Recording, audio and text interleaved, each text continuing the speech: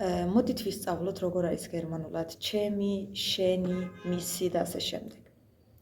ნახეთ, ჩემი გერმანულად ეს არის mein an meine.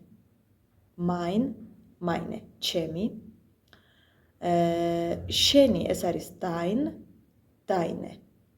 Dein, deine, შენი. მისი, ოღონდ მამრობითი სქესი.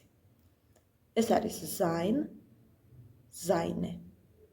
Sein, seine.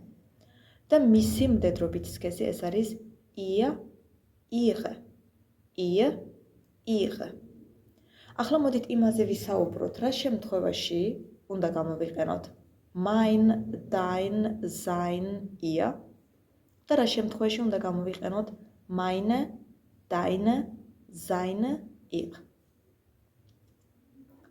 Mein, dein, sein, ihr, ანუ პირველი ჯგუფი, ეს კუთვნილებით ნაცვალ სახელები გამოიყენება მამრობითი სქესისა და საშუალო სქესის არსებით სახელებთან.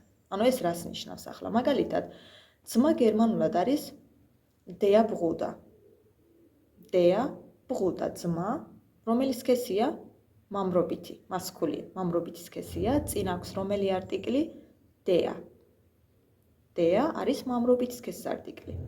Der Bruder, ძმა, ჩემი ძმა გერმანულად იქნება mein Bruder, შენი ძმა dein Bruder, მისი ძმა, ანუ იმ ბიჭის, იმ კაცის ძმა, მამრობითი სქესი იქნება sein Bruder, ან მისი ძმა, იმ ქალის, იმ გოგოს ძმა, ეს იქნება ihr Bruder. Ihr Bruder.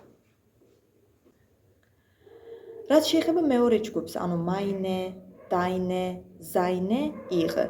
ეს ჯგუფი გამოიყენება მდედრობითი სქესის არსებით სახელებთან. მაგალითად, ავიღოთ da.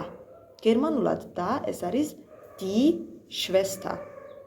Die Schwester, რომელიც არის მდედრობითი სქესი. წინ აქვს die არტიკლი.